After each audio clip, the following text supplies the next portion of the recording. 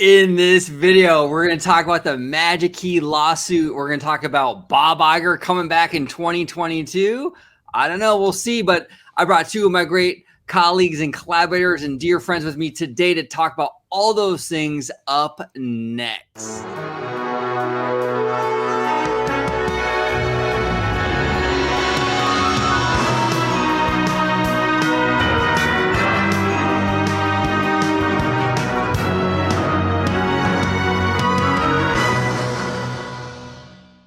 Hey everybody, welcome aboard to another episode of Orange Grove 55.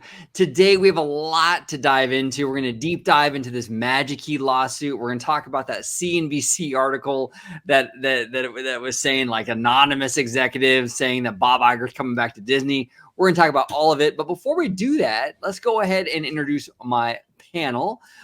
First on deck is Mr. George Disney Family Man 23, Mr. D23, host of Citrus Corner here on OG 55. George, how you doing today, brother? I'm doing good. How about yourself? I'm doing fantastic. If you can let everybody at home know before we get started where they can find you on social media. Absolutely. You can find me at Disney Family Man 23, which is my YouTube channel, which is also part of my Instagram. And I also have, you can find me on Twitter at Disney George. And of course, I'm on Orange Grove 55's channel with Citrus Corner. So definitely check it out. Perfect. And down below, Mr. Dre, a.k.a. Vash Sky, a.k.a. host of Freshly Squeezed. Dre, how you doing today, brother? Doing very good. I could be a little bit better. Could be a little bit brighter, as probably you guys have seen. A little dark in here right now. Unfortunately, we experienced some technical issues while away, and that unfortunately is catching up with us right now. So hopefully everything returns to normal shortly, soon. Who knows? But I'm glad to be here. Glad to be back. It's been a while since we've all come together, all of in our respective households. So glad to be here. Yeah, absolutely. No, Dre, you're a little darker. You look like that Death Row Records with like Dr. Dre and Tupac, with the black background, the gold chains. Yeah, boy. Yeah. No, but it's all, no. You in all seriousness, though, you look fine. There's no. We can see you just perfect. We hear you great, so you're all good. Right. You're all good. As long as you can hear me, all good. Yep. Go ahead. What's on the agenda today? Well, before I do that, I just want to have you let everyone know at home where they can find you on social media, just to make sure that they're aware. Do apologize. Jumping the gun here. The best place to interact with me is on Twitter. That's at Vash Sky. That's just located at the bottom part of your screen there. And if you want to see me, I'm on your channel, Orange 55, at Freshly Squeezed, your source for juice and news and info, squeezed fresh right from the Grove. So that's where you can find me. Perfect. Let's dive right in. For the first order of business is this Magic Key lawsuit. Okay, so this is very, very interesting. So to kind of set the table a little bit, basically there's a, I don't know if it's fully class action yet, but there's one Magic Key holder that's suing Disney for deceptive practices, claiming that, when she bought the Dream Key, which promises no blackout dates, she was met with a lot of blackout dates due to the reservation system, days filling up. Yeah. So that's basically the basis, for this lawsuit. Dre, I'm going to start with you. What are your overall thoughts on this lawsuit? Where do you see it going or not going? What are your feelings on this?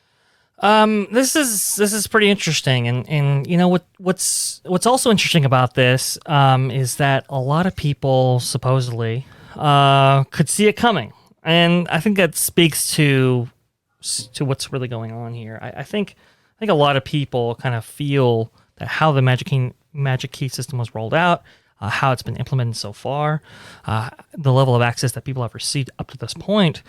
I think a lot of people perceive it as a little bit unfair, and this lawsuit actually brings some of those details out.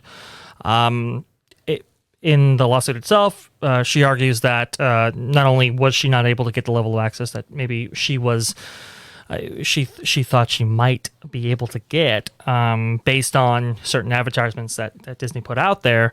But I think the bigger deal is that she feels that she was considered almost like a second-class citizen, with the level of access that was granted to her, as opposed to other ticket holders.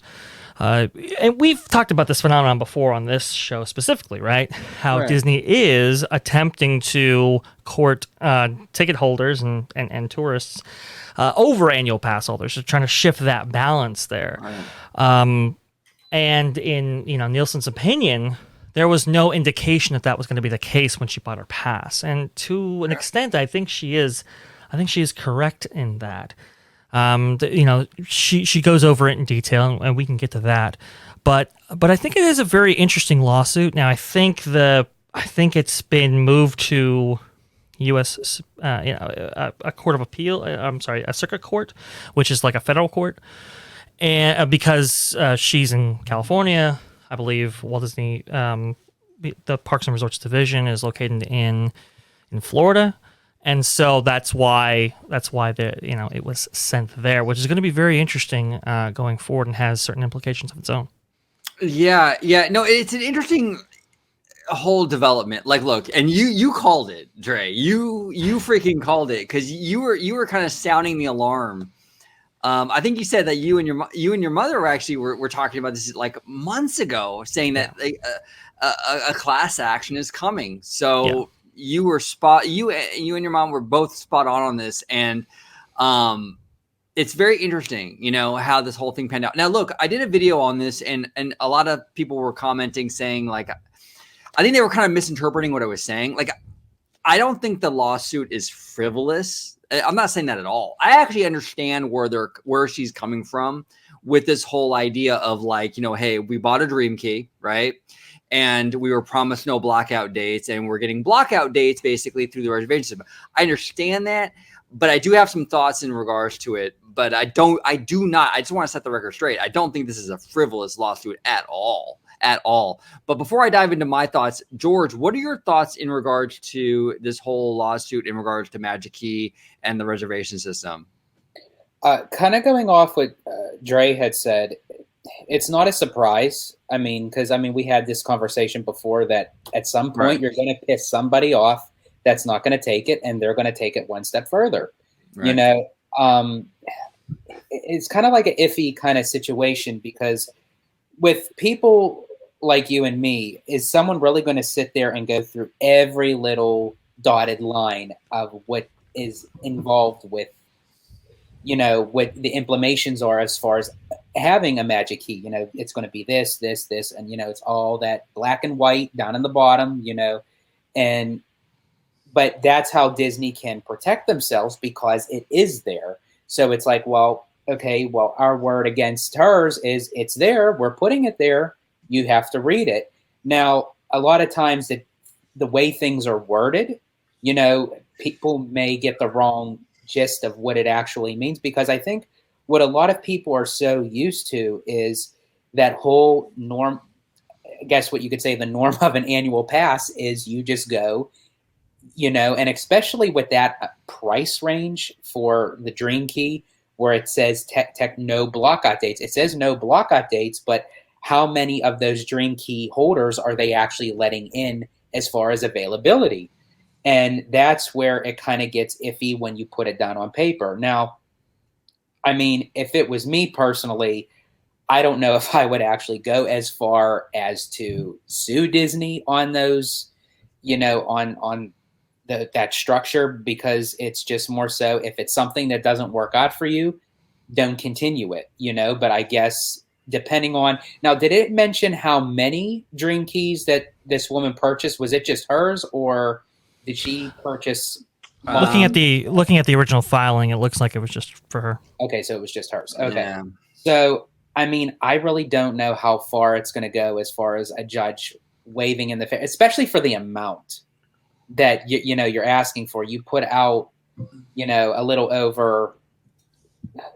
What was it? 1,200, 1,300? It was $5 million. $5 million million. for the Dream Key.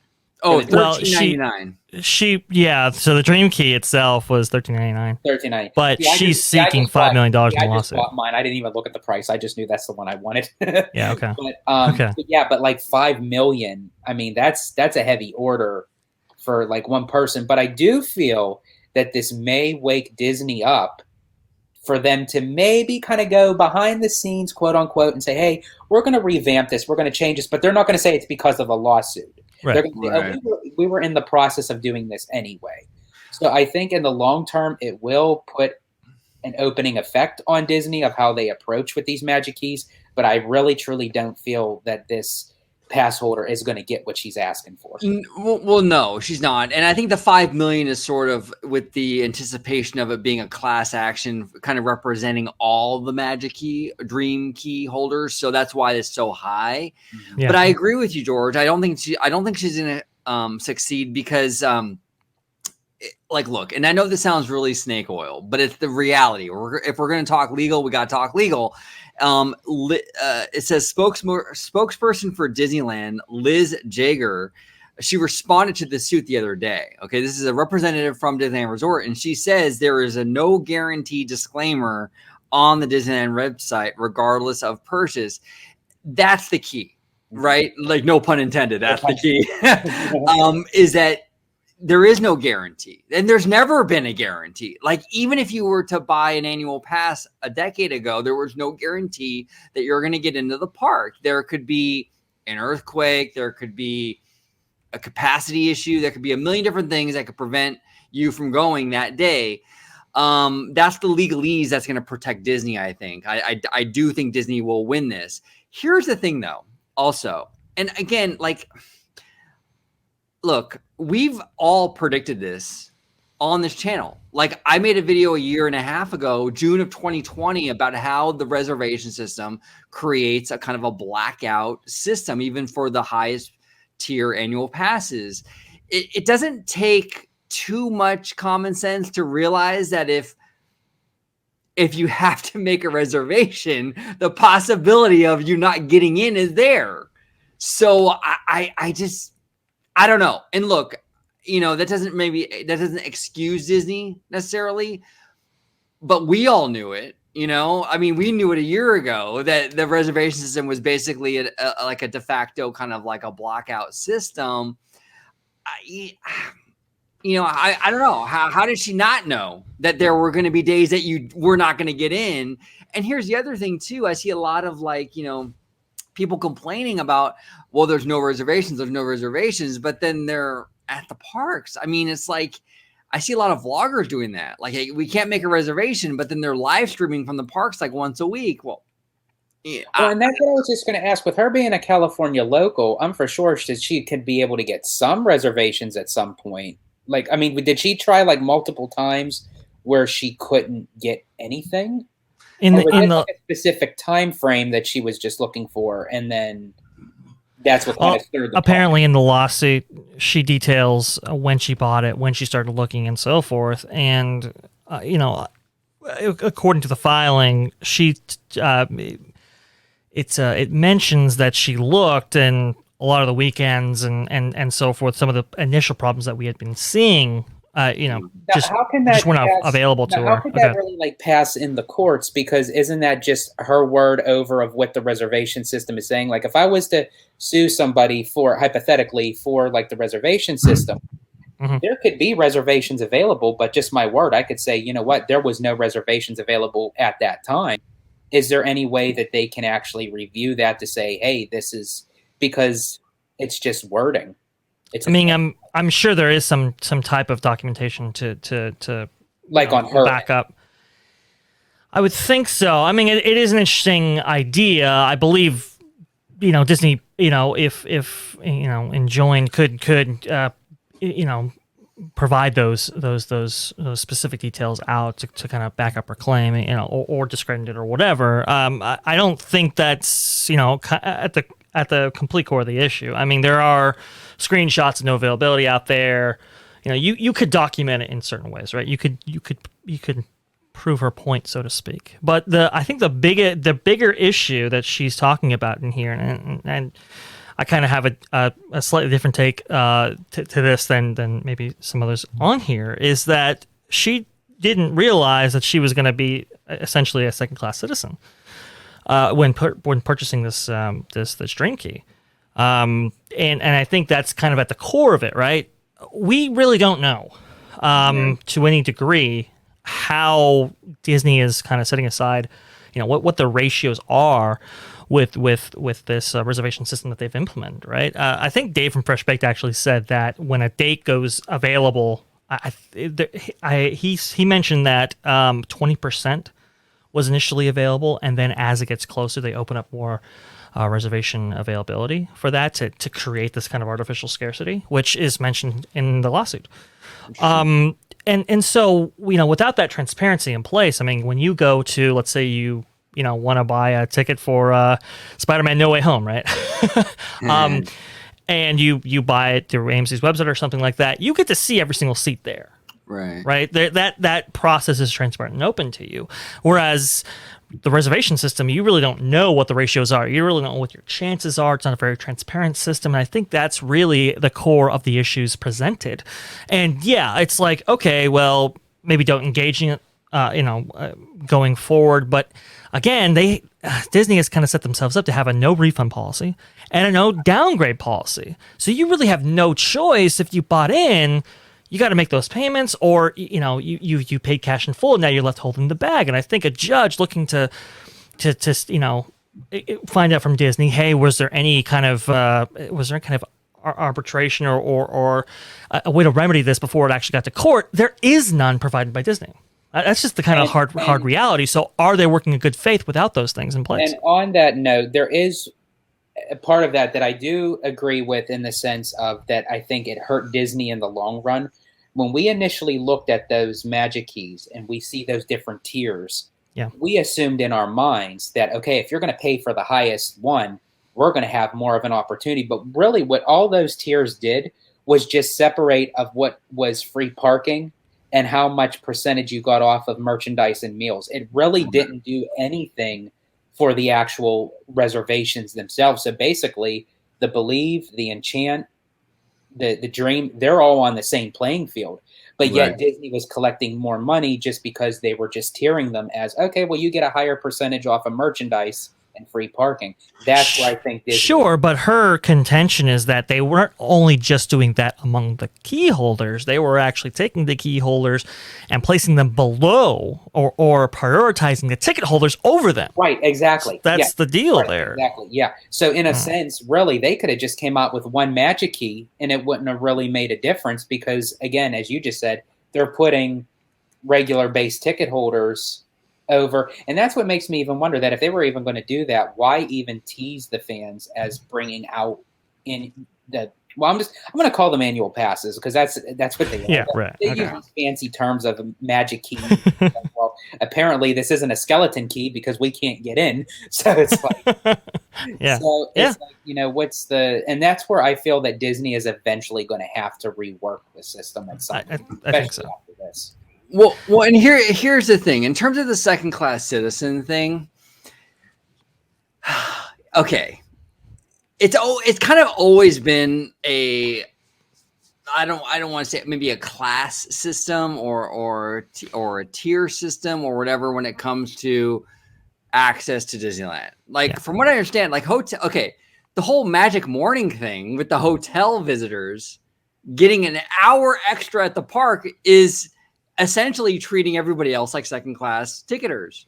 You're giving more priority to the hotel people because they spend more money than you do everybody else. Oh, it's unfair. I'm not staying at a hotel. Why am I treated like a second-class ticketer?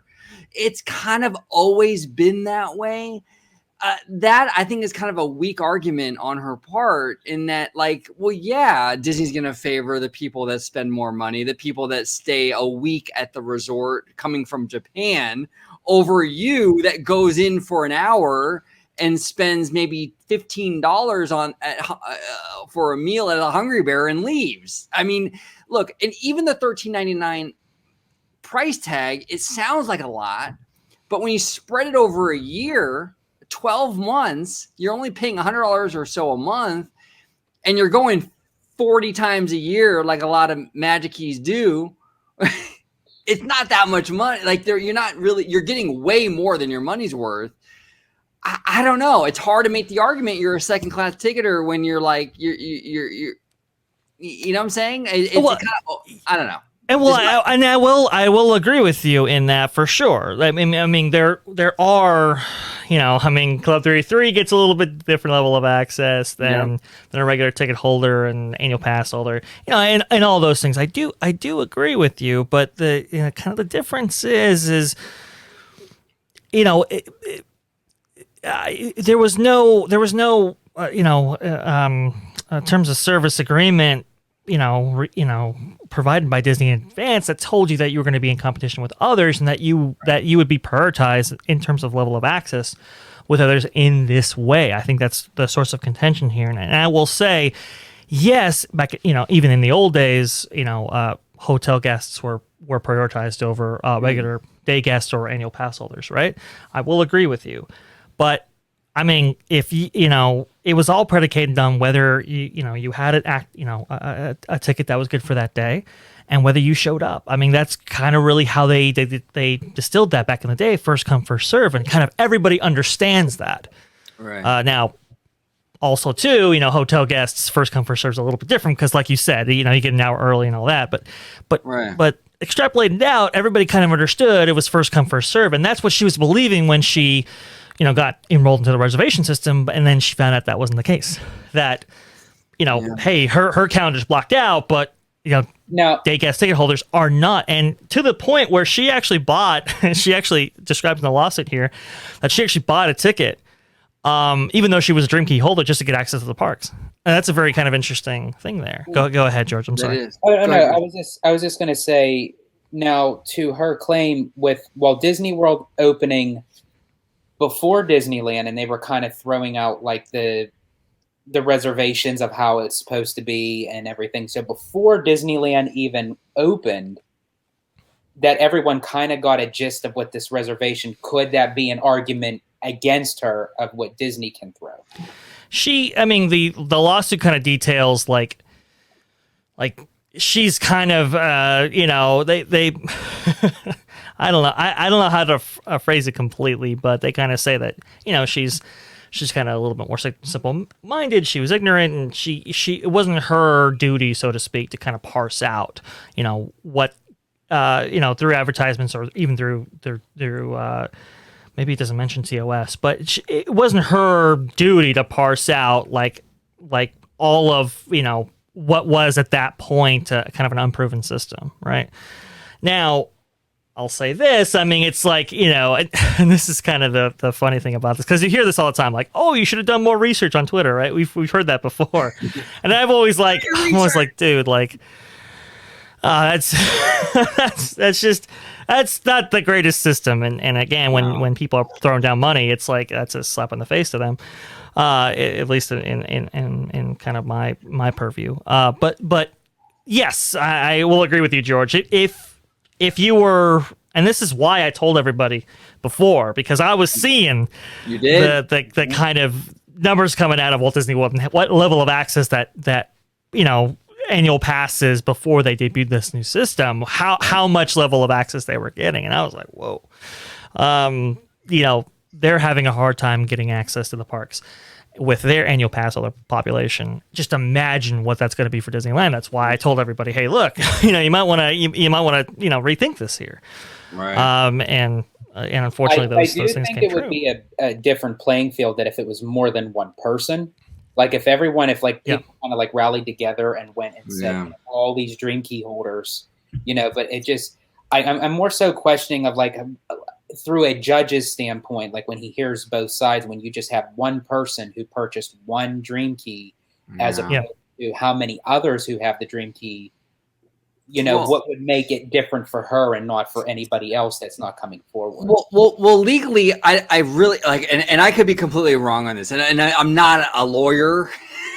I didn't pass the California bar, nothing, but like, I think it's kind of like, I really can't see her winning, because it's kind of like you buying a car, right? You go to Honda and you buy a car, you sign all the paperwork, and then like like 3, 4, 5 months later, you're like, well, I didn't know the interest rate was going to be that high. Well, it's like, well, you signed all the paperwork, you did all, like it's kind of too late, and it's dirty, no doubt, but like you signed it, you authorized it, you approved it, and then a month later, now you want to say like, well, I didn't want this. Well, legally, I don't think she's gonna win. But I understand. Well, look, my thing is, I try to get a lawyer to get their insight on it. Unfortunately, based on the timing of everything, it didn't quite work out that way. Hopefully, I have more information to share with you guys at a later date on this, and kind of see from a lawyer's perspective, how whether this is going to be, whether she has any chance, right? So, but look.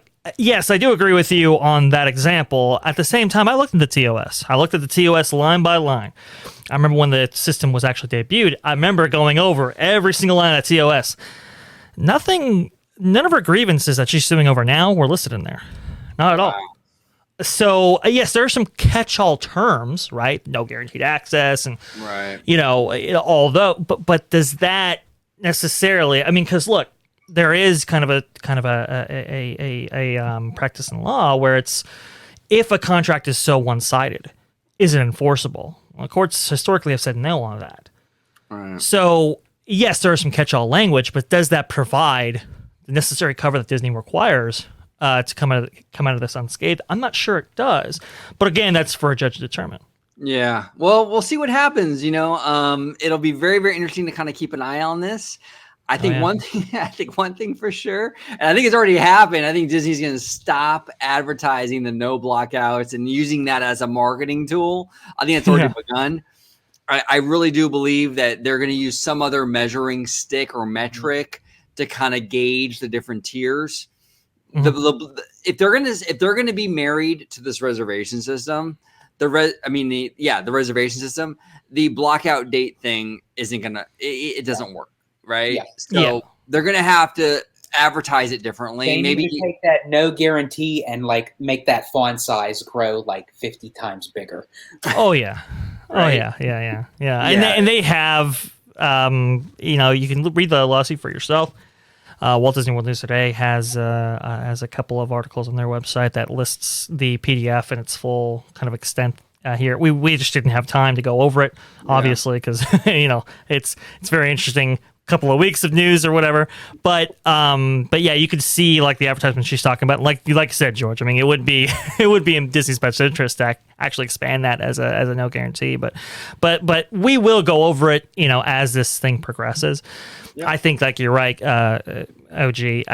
Things have changed already. I think Disney will change their language going forward, and I think it speaks to, it's interesting. A lot of people said it was inevitable. A lot of people said that, of course a lawsuit's been filed. I think that says something about, kind of where the public sentiment is in regards to this whole thing, and maybe Disney didn't quite anticipate that, or maybe they did and they think their legalese is gonna, it's gonna provide enough cover. I don't know. We'll see, but it's a very, very interesting lawsuit. Well, and I gotta say, Dre, I gotta say it again. I mean, kudos to you. I mean, you did call this months ago. You did. You've been on this show many times, talking about a pending class action that could arise from this. You should have took that for an episode of The Simpsons, because you had it. Yeah, it's You called it. Yeah. You just kind of, I don't know. You just kind of read the room and you just go, there's some issues with this whole thing, and again, the system, like I said, I mean, they've had issues with it, right? People will look at the Dream Key calendar and not see certain availability. When they look at other key holders, they get certain availability, and it's just all over the place. I think this was inevitable, and anybody who was kind of really looking into it could have predicted it. So I'll take the credit for now, but I can't take it completely. So with that, we're going to pivot to our next topic, which is CNBC released this article the other day saying that, like, I think it was like a 10 anonymous executives. Okay. So take this with a massive grain of salt.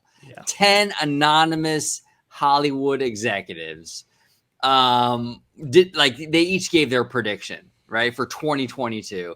And one of the executives predicted that Bob Iger would return to Disney as CEO in 2022. This has been the talk of the town. Okay, this has been talking of the town. George, what are your thoughts on this? I sent you the article. I know you have a lot of thought. What are your feelings on this? Well, first, I have to say my prediction wasn't that at all. My prediction is Michael Eisner is going to replace Bob Iger, who's going to replace Chapek. That's. We're gonna come full circle of life, right? Yeah, do it. Yeah. It's. I mean, yeah. I look at it and I'm like, if he was going to be CEO, he would have just stayed CEO. He wouldn't have built all this up with Chapek and then right at the end of the 2021 year and then say, oh, by the way, I'm coming back as CEO of the Walt Disney Company in 2022. I just can't foresee it. It just, even on paper, when you read the words, I'm like going through it and it's like, I can't take this serious. Well, and here's the thing. Here's the thing. Even if Bob Iger, okay, there was an article recently in the Financial Times. Alan Horn was saying how Bob Iger hand selected Bob Chapek. That was Bob Iger's pick for the CEO was Bob Chapek. Now, he could have buyer's remorse, and he probably does. To be completely honest, he probably does have buyer's remorse.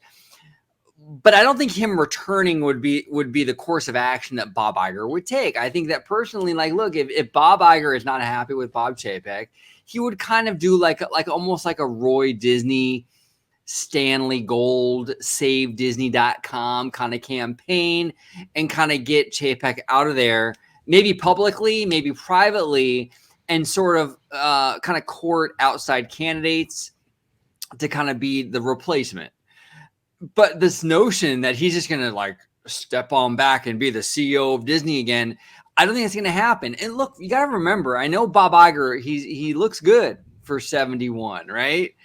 But the fact of the matter is he's still older and he still wants to retire. So even if he were to come back, we're going to be back in the same situation in 3, 4, 5 years from now. So it doesn't really accomplish anything. It kicks the can down the road. Yeah. I don't see him coming back. I could see Peter Rice maybe taking the helm. Maybe Chapek steps down and Peter Rice takes a CEO spot or some outsider. But Bob Iger, it's not happening. They already have someone replacing him as part of, on the board. Right. So to actually give up that upper throne and then to say, well, I'm still going to come back as CEO. And I think the only way that if this even is remotely true, and that's a big fat if, which I completely doubt, that the only strategy to that then would be that he handpicked it, Chapek to go forth because with the pandy and the shutdown and everything, because Chapek is a numbers guy. Right. So who more are you going to pick to handle a big financial crisis is someone who knows numbers. So now that, the company is kind of running back, gaining more financial stability. And it's like, okay, well, kick the boot to Chapek, I'm coming back in. Now, again, I'm not saying that's what's going to happen, but that would be kind of shitty on Iger's part if that was the case. And everyone would look at him, well, what kind of CEO are you going to be anyway? So we all know that's not going to happen anyway. But that's the only way it would look at it in that standpoint if he was to become CEO. Well, it's really interesting that you say that, George, because I think we on this show had said that was like there was a rumor that was the case. I think it was like months ago, from what I understand. I think it was connected to kind of an Orange Nerd segment. But I think, hey, you gotta plug. I think we had heard that, and if I remember correctly, I think I told you that OG that kind of our kind of source, so to speak, our person on the inside, so to speak, had kind of like confirmed that a little bit, like that really was kind of the case there, or at least that's what he had heard himself. It's just kind of interesting how you're kind of seeing that, or at least expressed by some kind of anonymous executives, who knows what that was. But to see that kind of expressed out in the open and see CNBC run with it and all this kind of stuff, it's a very interesting series of events here. I mean, and now you have what CNBC did an interview, I think this morning or yesterday with Iger with a sit down interview like right after. This is all very bizarre. Well, that's very fishy to me, Trey. Like, yeah. Here's the thing. Like, okay, so CNBC is a source of this anonymous executive that's claiming that Bob Iger is returning. And then days later, CNBC had the interview with Bob Iger. Wow, it's almost like they were really trying to push the interview. Like, look, yeah. You release the rumor, you release the clickbait, so to speak, and then days later you have Iger on your show on your channel, right? CNBC. It's a little too many coincidences. Yeah. It seems like they're trying to push for viewership. So we'll drop this rumor. We'll get the talk of the town going. We'll get social media on fire, on blaze, talking about this. And then, you know what? In 2 and 3 days' time, we'll have the exclusive interview with Bob Iger. And then that gets all the eyeballs on there, you know? And it seems a little too convenient for CNBC, in my opinion. Yeah. A little too convenient. Yeah, I don't see knowing Iger, he would have made an initial statement right there and then. I mean, he's very big on the media, you know, as far as to confirm something, you know. Right. Yeah, but he's very image conscious. I don't think he would say anything openly. Like, he wouldn't just like come out and like just blindside a reporter like that and say, "Oh, I'm coming back." I don't think he would do that. That's why I think he was like holding it for like, because they were having that special interview. You know, it's like, well, yeah, I'll play ball if you want to play ball, you know, sort of thing. Yeah, I don't see him coming back, and I don't think it would be a good decision. As much as I love Bob Iger, and I think Bob Iger. Look, I don't think he's perfect by any means, but I think Bob Iger has done a fantastic job at really kind of like riding the line, like kind of like that tightrope of like, you know, pleasing Wall Street, but also allowing your creatives to thrive. I think Bob Iger is brilliant at doing that. And I sound like a Bob Iger dick rider.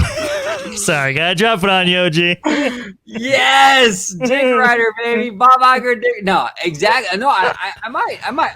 I got his book right back there, dude. Right on my bookshelf now. But I do like Bob Iger. I do respect Bob Iger. There has been a lot of things though he's done I don't like, but I think overall he's done some good things for Disney. And I think he's really kind of built upon what Eisner kind of set the foundation for. But it's not good to go backwards. We got to move forward, even if that moving forward means no Chapek and somebody else.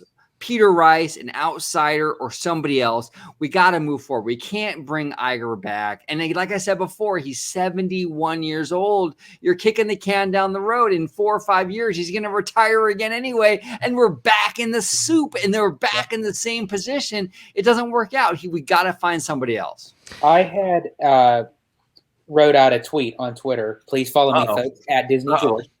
Cancel George. Cancel George. That I had mentioned that, to be honest, I would like to see a brand new, fresh take on someone stepping into the role of CEO. And OG, you had mentioned it quite some time, sort of like how Frank Wells came into the company and how Michael Eisner was part of Paramount. He came in. I would love to see somebody come in with a different perspective that may not have been at the company for X amount of years and kind of shake some things up a bit, because a lot of times that's what actually got the company through its hard times. Look, George, amen, brother. Amen. Look, this is the problem with Bob Iger's succession plan, was that he was seemingly, I don't know for sure, but from what I've seen from interviews and what have you, he was obsessed with promoting from within. And just because you're a Disney lifer, you've been with Disney for 30 years, and that doesn't mean that you understand Disney. Michael Eisner, Frank Wells, like you said, George, were both outsiders, and they understood Disney a great deal. The Renaissance era in animation, the attractions they built in that first 10 years with like the Indiana Jones Adventure and what have you, they understood Disney. And Eisner came from Paramount. So this whole notion that you need to promote from within is BS. I don't know why he did that. But Dre, what are your thoughts on this, man? What are your feelings on this overall scenario going on right now? I mean, it's pretty easy. I mean, do you believe, like, okay, we understand that this whole kind of what is it, corporate landscape is very much it's a meritocracy, but at the same time there's a lot of corporate gamesmanship that goes on, and maybe not the best person gets the job. Do we believe that Chapek is the best guy for the role right now? No, I don't. I mean, I look, and I give Chapek honestly a fair shake on this channel to the extent where a lot of people comment and say I'm shilling, Yeah. But no, he's not. If I was in Bob Iger's position, at least from where I'm standing now, I wouldn't have picked Chapek. Absolutely not. Do we believe that somebody would be better? Sorry, George, go ahead. Oh, no, you're fine. Go ahead. Well, do we believe that somebody, if selected, would do better than Chapek is doing now? I do. I think Peter Rice would have been a better choice, in my opinion. That's who I would have picked. So it's, and I think that's kind of the image problem that Chapek has for himself, and that's why he's going on this kind of this kind of PR campaign with the Financial Times that kind of humanizes him and so forth, and tries to improve his image, because I think the belief is out there that Chapek is not the guy. And then when you see the year to date stock drop of 20%, I mean that's a significant thing now. For myself personally, I kind of believe that that's maybe a readjustment. Well, even if you put like all the pieces of the puzzle together, even like with Destination D23, Chapek was supposed to be there, and it was the claims because he was afraid of getting booed off the stage and what have you. And they said, okay, no, it's because he had other obligations or what have you. And if that's true, that's fine. That's perfectly fine. I'm not saying, but let's take former Imagineer, genius man Joe Rohde, who had 2 grand openings at both resorts of Walt Disney World and Disneyland on the same day, with Mission Breakout at DCA and Pandora, the World of Avatar at Animal Kingdom. Yeah. That he literally went from, I believe it was west to east. I forget where he started. I think it's east to west. East to west, right? Because you guys are 3 hours behind me. He literally started in Pandora and ended up in the collector's fortress, in one day. So, I mean, if Joe Rohde can do the unthinkable, I'm for sure CEO of the Walt Disney Company, who was already scheduled to be there, mind you. It wasn't like up in the air. Sort of thing. So if you kind of put all those pieces together of it's coming to a head at this point, I don't feel that Iger is going to reclaim the throne as CEO. They might have like a Game of Thrones sort of thing where they just like battle out in a gladiator arena for it. But balls out, baby, balls out. No, you crack a pool cue and you throw it in the middle and say, tryouts. That's what you do. Balls to the wall.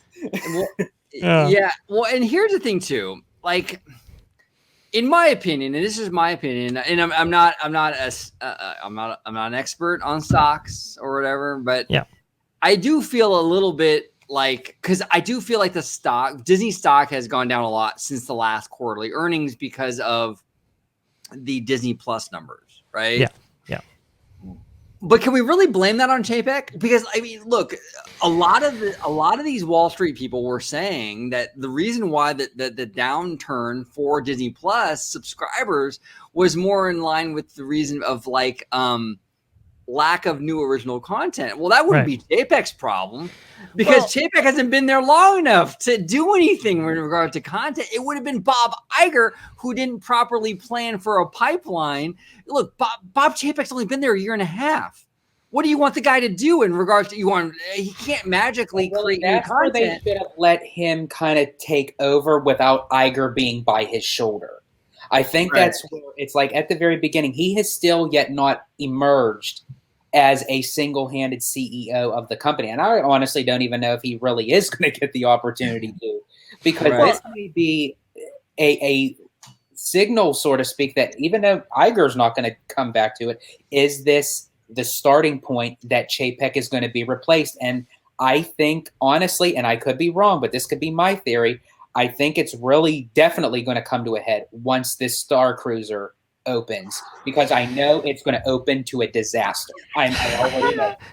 We still have to talk about that, by the way. But look, the stock. Look, I think the stock was inflated to begin with, and I don't think that was necessarily Bob Chapek's fault. Obviously, he tried to put it in the best light possible, which as a CEO you're supposed to do.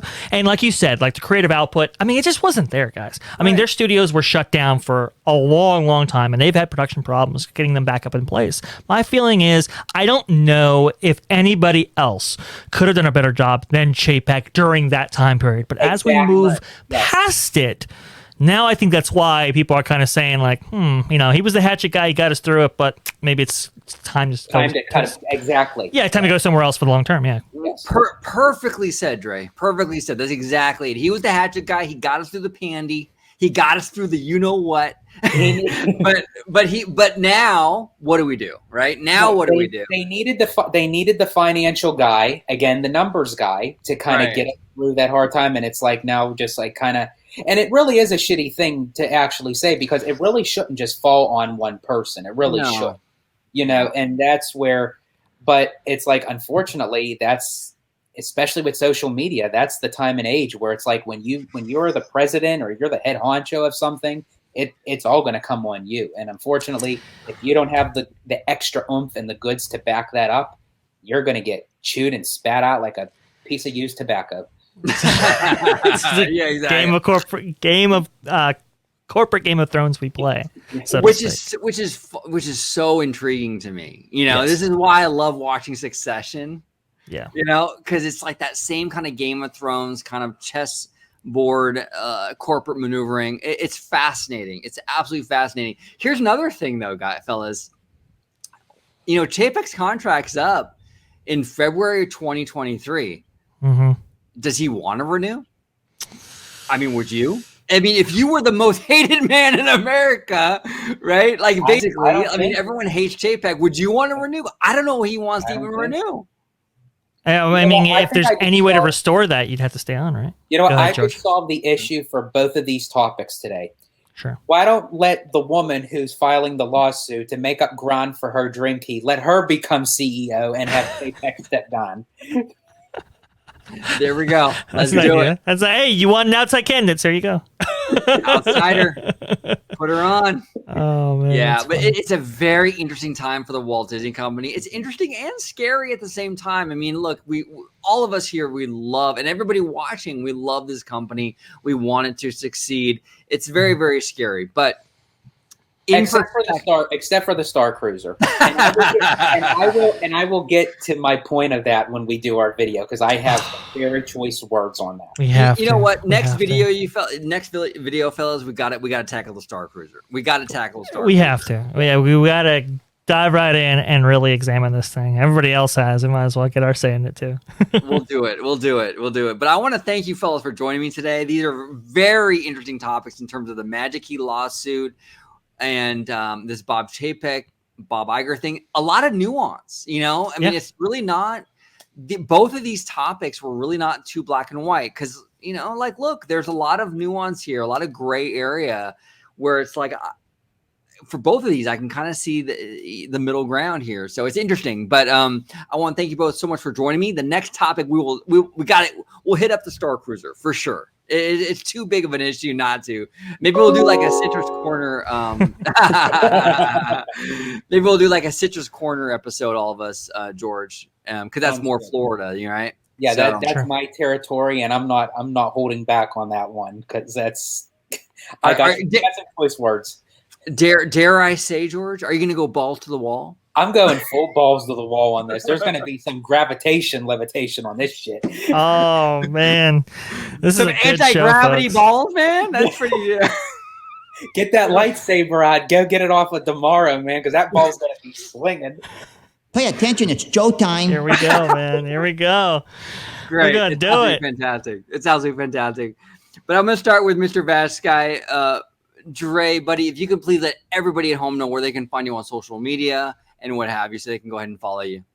Best place to interact with me is on Twitter at VashSky. It's listed right down there. At least it should be. I don't know if I'm even pointing in the same direction. I can't see you guys. Okay.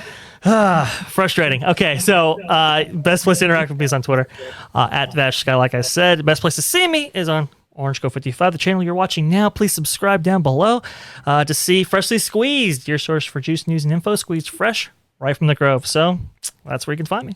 That's where you can find them. And D23, Mr. Disney Family Man George, where can everybody find you on social media? You can find me on my YouTube channel and on Instagram under Disney Family Man 23. Also on Twitter at Disney George. And I am very active on Twitter at the moment, folks. So please write something to me, talk to me. I love discussing this stuff with you guys. We love listening to you. And also, of course, on Orange Grove 55 with Citrus Corner. And definitely check out our upcoming Star Cruiser, the Galactic Roast. That's what I said. Yeah, exactly. The anti-gravity ball to the wall episode of Galactic Star Cruiser. It's coming, guys. It's comment. They're going to be roasting more than Ronto there in Galaxy's Edge, right? Yeah, I don't think any of us think that I mean, look, man, that whole thing is just such a mess, dude. Such a mess. We'll go over it. Yeah, and I don't know whether to blame like Imagineering, Chapek, or even Lucasfilm at that point. We'll get into it, but it's a whole. I think that's going to be a Citrus Corner after dark because I'm bringing a glass of wine for this one. we might have to, man. We might have to. We might have to. But thank you, fellas, so much, and thank you all so much for watching. I do appreciate it. Comment down below with anything, all your opinions and insight in regards to both topics today, in regards to Bob Iger coming back in 2022 or the Magic Key lawsuit. I would love to hear from you guys. Comment down below. Thank you all so much for watching Orange Grove 55 and supporting us for the last 5 years. And as always, have a wonderful, wonderful day. Bye-bye.